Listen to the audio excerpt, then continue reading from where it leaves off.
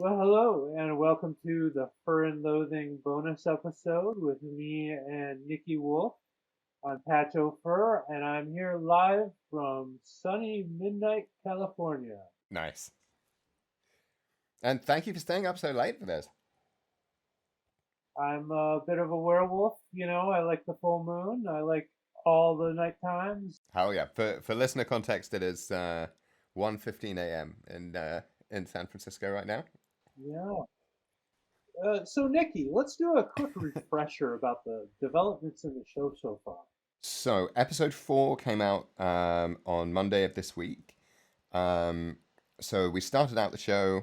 Um, we went to Midwest FurFest. We went to see the scene of the crime. Had an absolutely fabulous time at Midwest FurFest. And seeing the scene of the crime was a real kind of game changer, I think, for us because the geography of the space is so different from how I'd been imagining, and the things that would mean about how the gas had to spread completely kind of changed my view on things. And then we had this massive reach out through freedom of information request to the FBI and to Rosemont Police. Got an incredible treasure trove of documents back, which included the massive twist that the FBI's final suspect that they were investigating in 2019, which is the last action we know the investigation took, was not the person that you and I started out thinking was our lead suspect. Well, we'll get to those in a little bit, but a new suspect hit the board. Caleb Kincaid, who we tracked down, who wasn't named in the docs, but we tracked him down using a combination of Google Street View. We knew what town it was in. We did sort of Google Street View around the town. We found the house. We knew he was in a blue house when he was interviewed, and we found one. And then we zoomed in on it and saw a furry paw decal in the window. So we were like, this is our guy. And so then we found some contact details for him. We got in touch and we went to Oklahoma to chat with him and do our own little interrogation. And that was the episode that just came out. I saw that you brought some insight on the police investigation that was even surprising to people who told me that they were there. Yeah, so the police investigation, it turns out, looked entirely different from how it did on the outside. From the FOIA docs, we know that they were working behind the scenes quite a bit more than you and I had both gone into this story thinking. In that they were running down leads in 2015, 2017, and as late as 2019. So there was stuff going on beneath the surface. Um, the problem was, and we'll get into that a little bit later, is that despite working on it, they made some pretty colossal screw ups, um, which seem to have been our guess is that's what kind of hobbled the investigation from being able to make any arrests or charges. Now tell me, Nikki, Mm-hmm. what did we do to deserve a bonus episode? Were there any developments after the show started coming out? Can you give us any hint? So yes, we had a tip. Actually, you had a tip that we're now chasing down, um, and a few more bits of information have come out. We're still in ongoing conversations with the FBI and a couple of other sources, and so we thought we'd put out a bonus episode to um, give an extra week to do a bit of reporting and chase down a few more leads before we go into the kind of final stretch of the show. Oh man, that's so exciting. Yeah, you're changing as we go. Yeah, and I don't want to say too much about those leads, but there's some pretty dramatic stuff in there. But no spoilers. We also got questions from furry listeners coming up. Yeah, let's go for it. Well, let's see. I'm trying to operate my mouse with my giant paws. Oh, in the meantime, we can talk about one of the police screw ups, which is relevant to episode 4 that just came out. We were doing a kind of re-dive through a lot of the Freedom of Information Act documents. And what happens in episode 4, we end episode 4 um, coming out pretty much kind of catching the Oklahoma suspect in what we think exonerated him fairly we were fairly confident in how we came out of that interview. And then re-looking through the FOIA docs, and we had 300, 400 pages of documents buried really deep, because we were looking at the investigation into Kincaid. One of the things that went wrong on the Caleb Kincaid, we'll get into this in our kind of episode 6 wrap up, but two of the weird things actually. One of the things is that the tip off the FBI were chasing down with Caleb came 4 years before the incident. And we thought that was a typo at first. We thought, they got a tip off in 2010. That must have been a typo, right? But then when they go to interview Kincaid in 2019, they say, hey, can you explain how this tip off came 4 years before the incident? To which they note Caleb's response was, what the fuck? Which, yeah, that's quite a reasonable response, to be honest, to being told that some kind of time machine tip-off came from before the event. We have no other information in the documents about what the hell that was about. They said it was with some specificity to the incident. God only knows what that... I mean, honestly, that's super weird.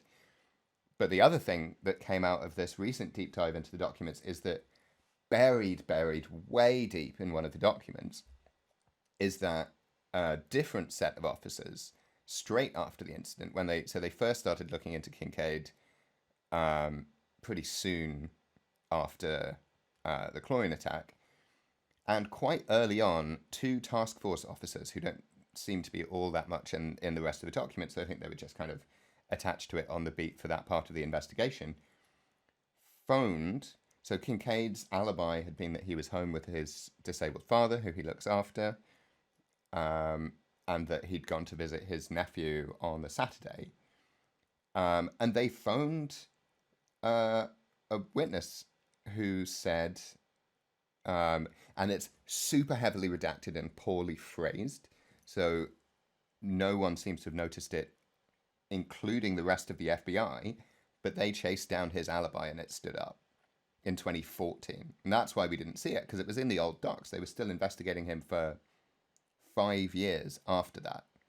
So it seems like someone at the task force maybe filed the papers wrong or something, but the rest of the FBI don't seem to have seen that part of the documents any more than we did before just a few days ago, because it's so deeply buried, and it's phrased in a way that, unless you really parse it, looks like it's hidden. It says that they hadn't seen him since Thanksgiving and was at his mother-in-law's house, and we thought that meant that he was there for Thanksgiving. But there's actually a full stop there, which is partly covered by one of the redacteds. That means it actually says, but on the night at 10:30, he was placed in Oklahoma, which, on top of what he told us that we feel exonerated him in the interview, the FBI had also stood up his alibi. So why he was their main and final suspect in 2019 is even more baffling, and speaks even more to a situation where the right hand didn't know what the left hand was doing in this investigation. That's just been so completely wild to me. But yeah, institutional, fuck-ups at every turn. And that's also on top of the fact that they screwed up the evidence testing on site. And we spoke to someone from the FBI who was in a few episodes ago, who said that it was wildly beyond... it seems like the FBI, we're trying to get confirmation of exactly when the FBI was informed. It doesn't seem like they were informed until much later on the Sunday after the attack. Because if the FBI had been informed at the time, there is no way they would have allowed people back into the hotel. They would have treated it as an active crime scene until all investigations were. But the Rosemont police, the Rosemont first responders, cleared up the stairwell, cleared the crime scene, tidied it up. Wild. Absolutely wild. I can only imagine someone at the FBI, when they found this out, must have hit the roof. I mean, it's like absolutely gone. Like, what the hell were you doing? Like, what? It was the weapons of mass destruction unit was called in, um, and they must have been like, what the hell are you doing? What the hell have you done? There's people in our crime scene. Well, hey, it's really interesting to hear it from you. Uh, but I wanted to jump to another topic. Um, I wanted to ask, how do people like the show? Have you been hearing from people? Yeah, seems to be going down really well. The reviews have been great. People seem to like it. It seems like, and this was very meaningful to us while we were making it, um, because obviously it's a show for a general audience, but it was also really meaningful to us that that it be something that the furry community could enjoy and be proud of, and that would do justice to representing their community. And I hope we've achieved that. Yeah. So I had a question from a listener, Draylen Dragon Fox over in Toronto, and he just asked, what kind of response have you received from the broader furry community? And I guess you just answered that, kind of. Very But I positive. can jump in and Yeah, give some yeah, answers yeah, as well because I'm hearing things yeah. What have you been so I hearing? am seeing fantastic reactions from anybody who's ever heard the show. Just uniformly great reviews. They love the quality of the show, but also how much you care. And that's kind of surprising to some people. And I think we're just lucky to have your professionalism on this story. Thank you. I mean, I've been. There is another Oh side to yeah. this. Because I am seeing people who obviously have not listened to the show. They're still spreading the same old denial and the story that, oh, it was just an accident and we don't believe there was ever any crime at all. And there's sometimes people are attacking the people who are doing the reporting, calling it fake news, saying there's nothing new here. And, it's kind of disappointing, but I don't know how surprising it is. But I also say that's a great reason that the story needs to be told. And people should also know how much work it took Hmm.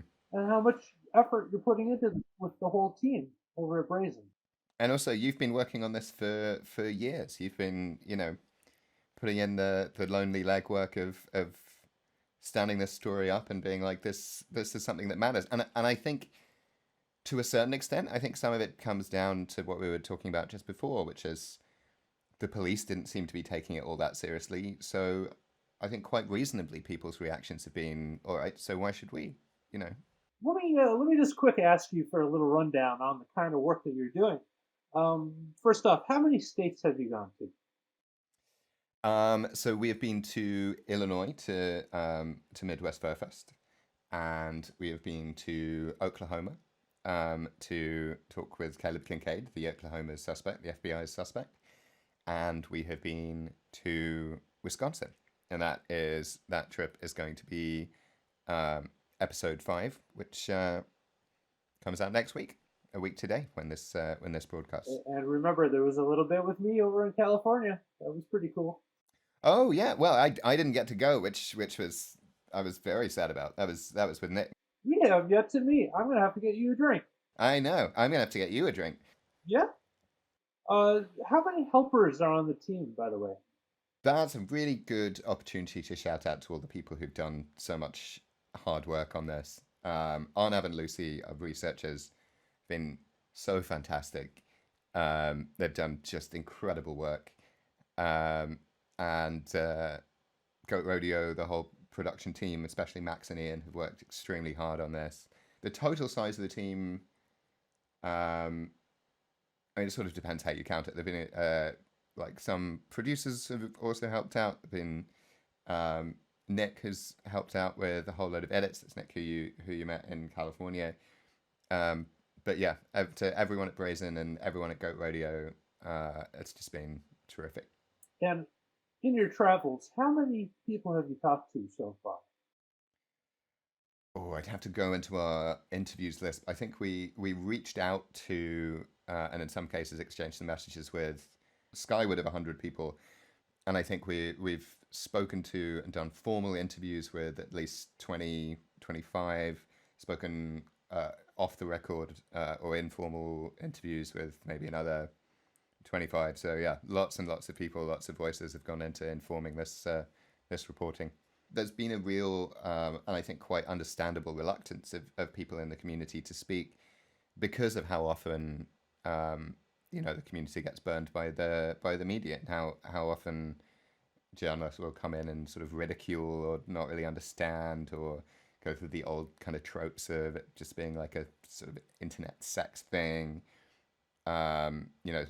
From the George Gurley article, even the title of the podcast, Fur and Loathing, is, as any furry listening to this will know, is the title of a CSI episode that was really just a hit job on the community. And so me and you were talking about this. We talked about how the title will be received, and I think in that sense it's also been positive. People have said it, but people have mentioned it, and when that's come up on Twitter or Blue Sky, I've said, yeah, we went back and forth, but I just personally liked the name, and hopefully we can reclaim it. Hopefully we can be the Google search for that above the CSI thing and sort of memory hole the CSI. That's the idea. So you've met a whole ton of people, some very fuzzy and colorful ones, and now that makes me curious about one of the very colorful ones we've already heard from, Caleb.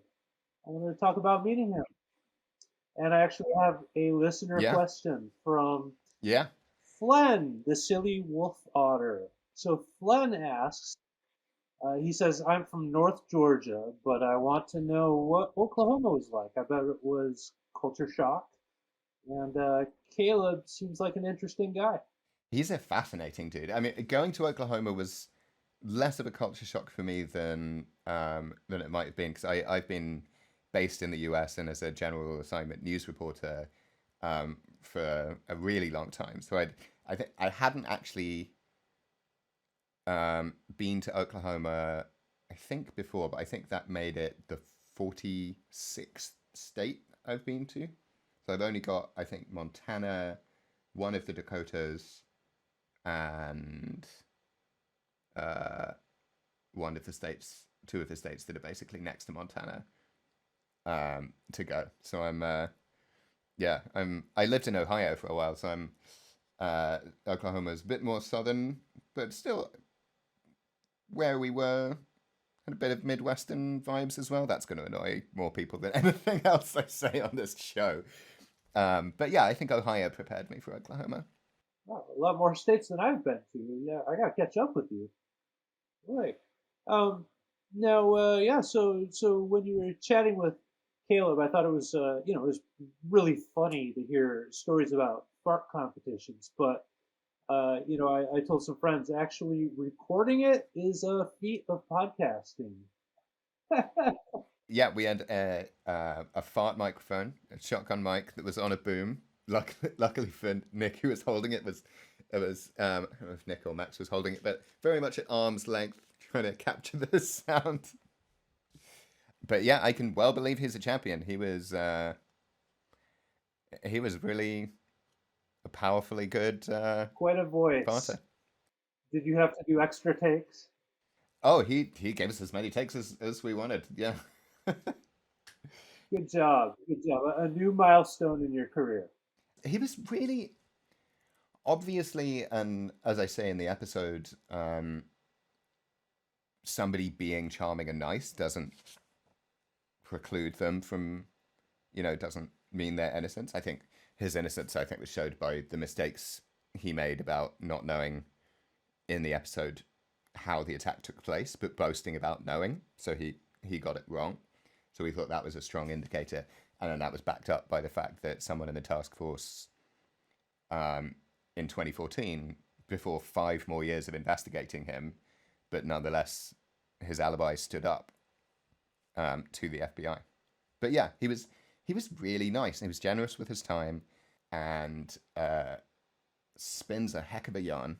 Okay. Well, it must be hard to be just sort of put in a spotlight like that with such a serious story. So I will let that rest for him and move on because coming up there's another suspect, and we named him Robert Solowski. Mm-hmm. Uh-huh. Yeah, this is Robert Subculture. Very controversial figure in the community. In the next episode coming up, we start to evaluate where things are with him. Um, but yeah, another really interesting angle of investigation. And I don't want to go too much further down that road, but I think people are going to be really interested to hear what happened when we went up to Wisconsin. Yeah, I'm going to avoid spoilers, but I interviewed him in 2018. Yeah, yeah, yeah. Let me just ask, what did you do to try to reach him? So it was hard to track him down, not as difficult as tracking Caleb down, um, because he still has things like his YouTube channel running. Um, we got a whole bunch of numbers for him and a Telegram handle, and the Telegram was still active. So one of the cold calls we made to him was on Telegram, and that's the one he responded to. I mean, again, this is neither proof of guilt nor innocence, but he has also been open with us and has been willing to talk, and has also been generous with his time. So, well, that's not a data point one way or the other, but I think it's worth saying. Okay, did you want to say anything else about the behavior, or are we just going to find out? Let's hold off on that. Okay. We'll get to that. Okay, well, let's get back to what the listeners want to know. I've got a lot of questions. And I guess Yeah. we can start out with Bowie Barks. And Bowie asks, yeah, Bowie Hello, is Bowie. a super sweet furry. And Bowie has questions about going to Midwest Fur Fest. So seeing that it was your first furry convention, Mm. what did you enjoy most? I loved every second of Midwest Fur Fest. It was just such a joyous, just a brilliant environment to be in. Just so visually overwhelming, and vibes were fantastic. My favorite moment of it, and actually someone I forgot to give a shout out to, is Tommy Bruce, photographer, who was the first furry we ever got in touch with for this show, the first person we spoke to, and was very kind and showed me around at Midwest Fur Fest, and has been also kind of our furry moral compass with this. He's We've had this kind of fascinating conversation going, and we went to this screening review of a whole bunch of short films made in VR chat, and they were fabulous. There was a lot of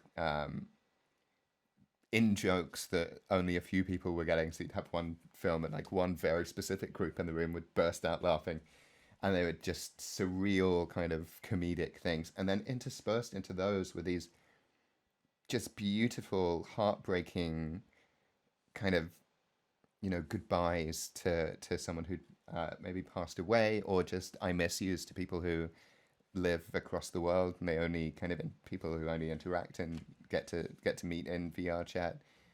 And so it was like swinging between like laughter and tears the whole time. It was just beautiful, like really, really moving. So nice. Oh, gosh. So, Bowie went on to ask, was there anything that challenged you? Challenges, I mean, just trying to see everything was such a challenge. There's so much on.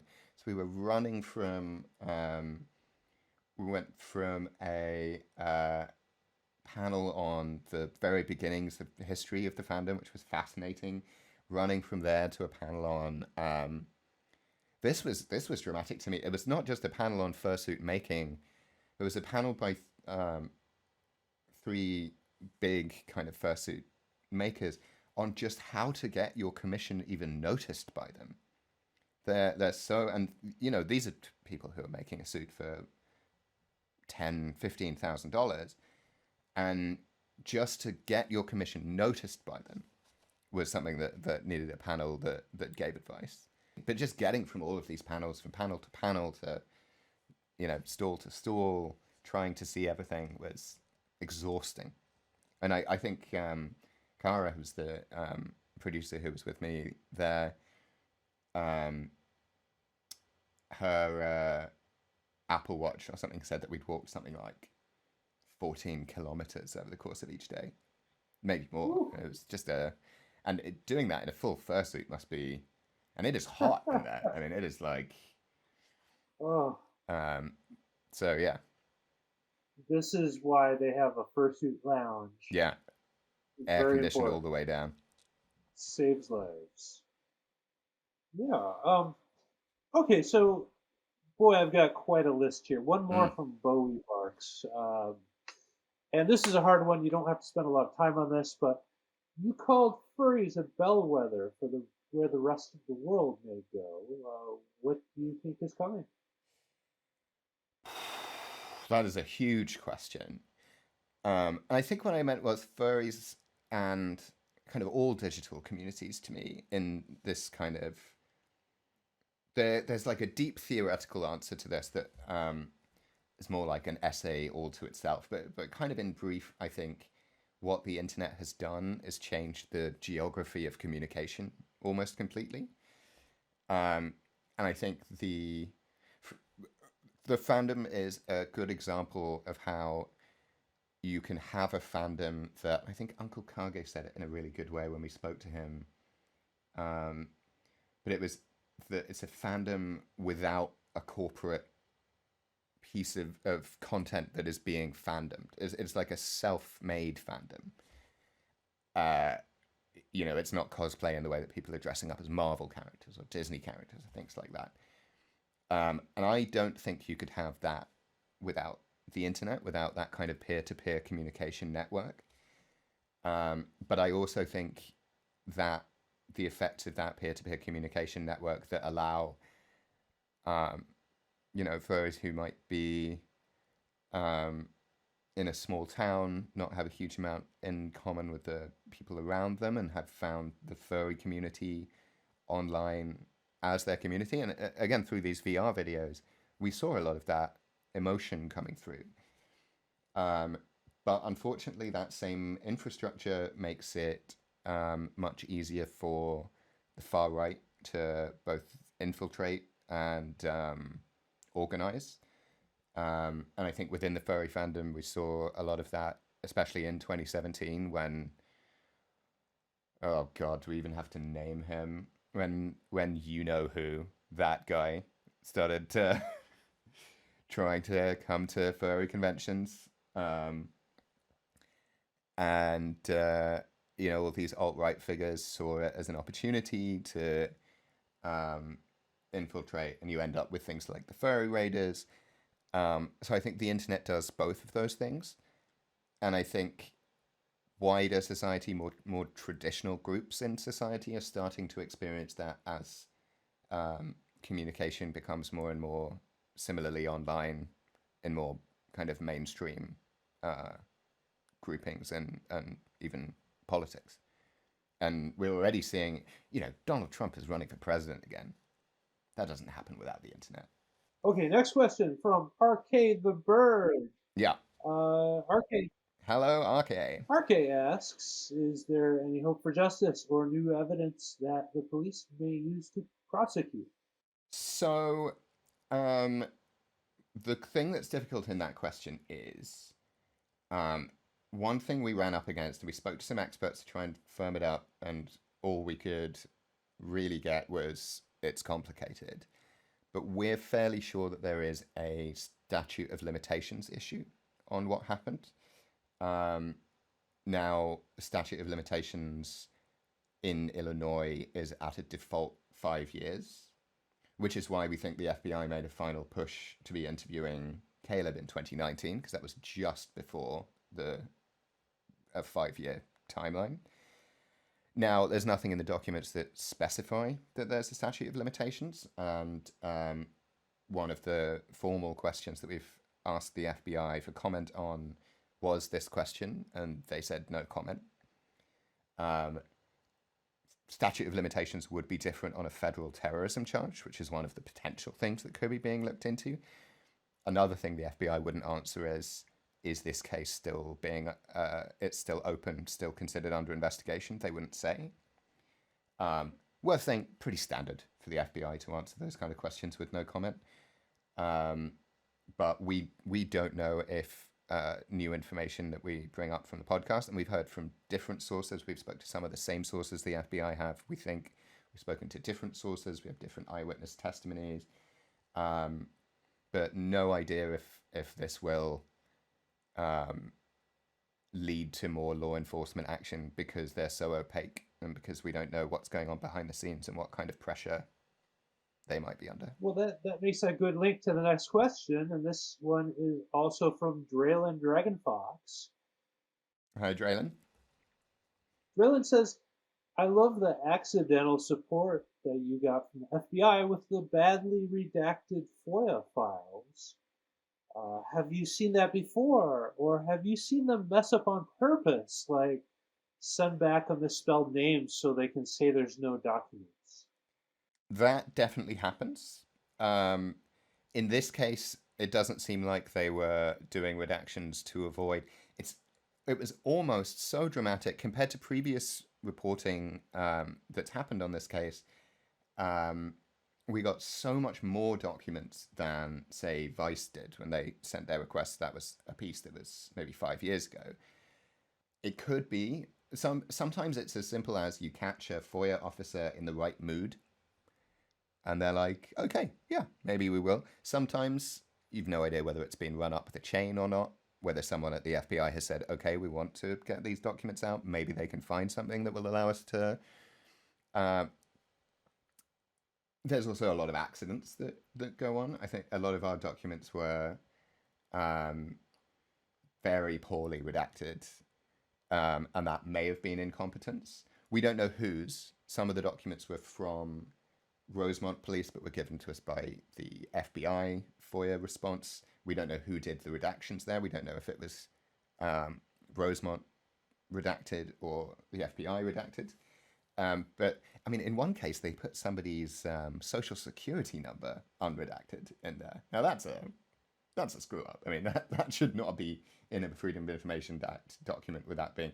They also, and this is an interesting sign about how they think about the furry community, is that they would redact a witness's real world name and not redact their fursona name, which implies that they just sort of don't know how core and a piece of identity a fursona name is, and how easy it would be for someone who really wanted to identify, to track down a person with their fursona name.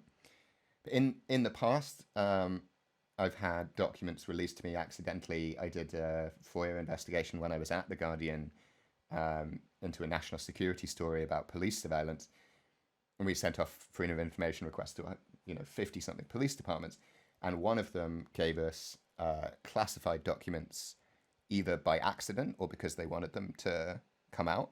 So it can happen positively, but yeah, there have definitely been stories of purposeful misspellings being introduced into FOIA docs in order to make journalists' lives difficult. So it goes both ways with Freedom of It sounds Information like Act. you really have to finesse it and know what you're doing. Bowie Barks dropped in another comment. He said, another podcast was saying to be vague with FOIA to keep them from guessing exactly what you're trying to get at, so they don't redact it. I would say if we're doing advice to general FOIA advice, if you can't really ask a vague question because they aren't giving yes no answers. They're either providing a document or not.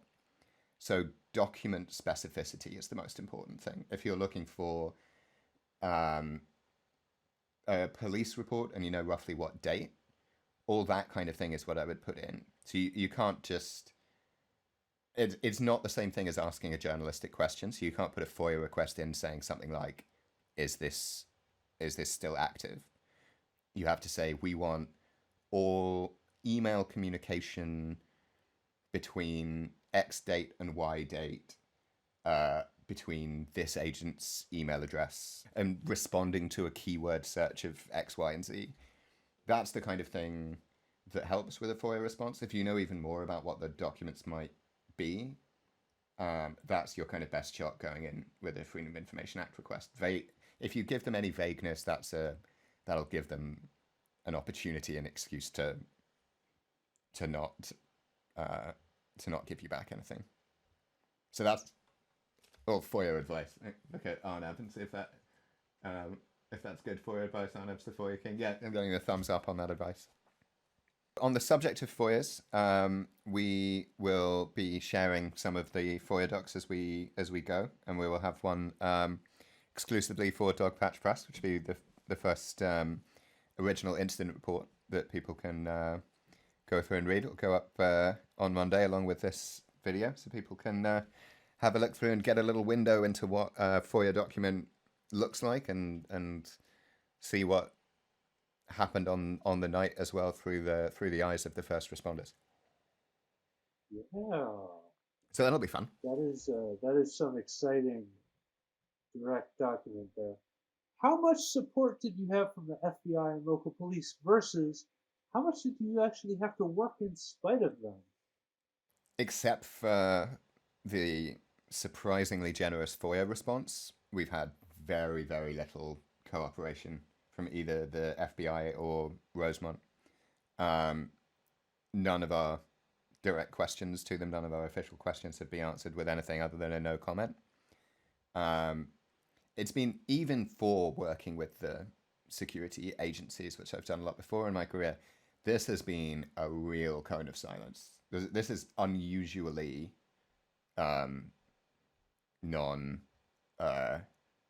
unhelpful, non-compliant. It's surprisingly, which is what makes this, and this is just kind of vibes based, it is how they would be responding. It's more likely how they would be responding if this was still an active case, or if they thought this could still be an active case. But it's also, to a certain extent, their default way of being. So it's hard to read too much into that. But yeah, we've had to work with the documents, which again have been hugely important to the investigation. But in terms of actively speaking with the FBI and Rosemont, it's been despite them, definitely. Okay, well that might actually answer the next question. And this is RK the Bird. And RK asks, are there interviews coming up with law enforcement who took the case seriously? No, they have not allowed us access to any of the officers involved, or anyone who might even represent the officers involved. And again, I think we said this earlier, but Agent DeFeo, Sean Rose, if you guys want to get in contact, I think you guys have done good work, and good for both of you for sticking with it under what seemed to be quite difficult internal conditions. If either of you want to chat, my my emails are open. But yeah, we've been offered no access to them whatsoever. Okay. Let's see. Well, we have a question from Bean. And this is Hi, Bean. This is a funny one. Yeah. I'm gonna start off saying that when you choose a fursona, there are certain cartoon characters that are just instantly just fun to recognize. Like, for example, if you want to have an animal who's a bank robber, It might be a raccoon. He's got stripes. He's got mask. Yeah, yeah, yeah. So if you chose a fursona, what would it be? So this is a great question because going into when we went to Midwest Fur Fest, we had this idea of doing a scene where we'd get people together and find Nicky's fursona. And obviously my last name is Wolf, so part of that might be easy. But I was also thinking of some based on puns, things like that. But the more people we spoke to, um, the more I started to get the feeling that actually that was maybe not offensive necessarily, but kind of in poor taste. One thing that I think it was Tommy again who might have said this, but it was or it might have been someone else we spoke to, but it was the idea that that it wasn't taking it seriously. That a fursona is for a lot of people a really meaningful and important part of their lives, and picking one, finding a pun and being like, "What's mine?" Felt like it wasn't taking that as seriously as it deserved to. Um, Someone even might have said that it's sort of like, "What's your gay sona?" Like, and that kind of not directly comparable, but yeah, we sort of shelved that idea as being kind of in slightly poor taste. But I think, given my name is a wolf, if I was, it would it would be a wolf, I think. Very valid. Let's see. Well, now Bowie is here with another question. Bowie, he's a very curious dog here.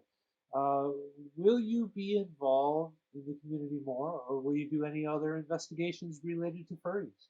So I already went into this with lots of friends in the fandom. Have come out with lots more. I'd love to go to more cons. I had such a great time. So yeah, I think I'll definitely stay involved. And other investigations, absolutely looking for more stories. It's part of my, because my kind of beat is internet subcultures, and furries are such a huge part of that. That actually, so for example, in the QAnon podcast I did, we worked very closely with a guy called Fred Brennan, who's also in the fandom, um, which is interesting. So yeah, it just shows how much crossover there is with the furry fandom with other kind of internet subcultures and communities. Oh, okay. Let's see. Well, RK asks, are there any ideas for a season two? I'm just gonna say you'll find out. Yeah, yeah, yeah. Watch this space Yeah. or listen to this space, I guess. But I will say, if people leave um, help in terms of getting season two, if everyone can leave nice reviews on Spotify and Apple Podcasts and things, that always helps. Tell all your friends, share it around, because your fine Yeah. work is worth sharing. Um, and now I guess we're getting towards wrapping up a little bit, and I just wanted to point out one point the show makes is how much the police messed up, and I'm just curious, do you see any lessons in this? There's some specific ones and some general ones. Um, some of the specific ones is we found out some, and a lot of this was in um, the first two episodes, but we found out some pretty unpleasant stuff about Rosemont Police Department itself. Rosemont is this tiny, weird, kind of financially designed town. It's got a population of about 3,000 and a budget in the high millions. Because all these conventions happen there, or these kind of business centers there. It's right by all the airport hotels are there. Um, and they're a tiny police force. It's run internally that's independent of a major police force like Chicago. And it seems like there were some quite serious organizational failures within that police department that we think may well have contributed quite heavily to the early mistakes that were made. Um, Certainly, there were other allegations of things going on in Rosemont Police Department that we heard. that or build a picture of it being a pretty disorganized place, and for some of the people we spoke to, a kind of unpleasant place to work too. And then the organizational stuff is whenever something like this happens, you have so many different agencies that get involved, so much paperwork is produced. When you have 3 different divisions of the FBI, you've got the field office, you've got the WMD unit, you've got the behavioral analysis unit, and then you've got the Rosemont Police Department, you've got Chicago Fire, who were also some of the first responders because Rosemont asked for their assistance. And that's how you end up with stuff like one part of the investigation checking up on, say, Caleb's alibi, but other parts of the investigation seeming not to have realized. And you just end up with all these communication failures where one part of the investigation doesn't know what the other part is doing. Rosemont Police Department destroyed what might have been some crucial evidence, such as the tapes of police interviews with suspects. That we are trying to figure out if that's standard practice. That's one of the things that we've asked the FBI. That's another of the things the FBI has given us a flat no comment on, is where the chain of custody of the evidence is. Because again, they cleared the crime scene straight afterwards. This is the Rosemont responders. We don't know where the broken glass from the device ended up. We don't know if that's in some kind of locker somewhere or if it was literally just thrown away. There's all kinds of different people who are handling evidence, all with different aims. And then you've got what people are investigating for. So we don't know what specific crime was being investigated. And that's an important question for the statute of limitations question, because a federal terrorist offense will have a different statute of limitation to the basic Illinois 5 years. We don't know if the case was being investigated as a terroristic crime or as something lesser. We think if they were making a push for the 5-year statute of limitations, they were looking for something lesser than a terrorist offense. But we don't know. All of this stuff is very opaque. It's hard to come out of this question with what is, I think, obvious to anyone who's followed any kind of the news in the United States for any of the last 10 years, but I think some law enforcement reform probably wouldn't go amiss in general. So earlier I mentioned that there were non-listeners who were just denying and dismissing this story, saying there wasn't a crime, there's no new news. I mean, they haven't listened to it. So I just wanted to make a little reminder about the gravity of the story. And if we put the attack next to others like it, is it really fair to call this one of the biggest ones? Yes, ultimately. There has not been, as far as I know, an attack like a single attack of this scale. The reason that we've been calling it the second biggest chemical weapon attack is that the 2001 anthrax campaign, I think, hospitalized fewer people but killed 3 people.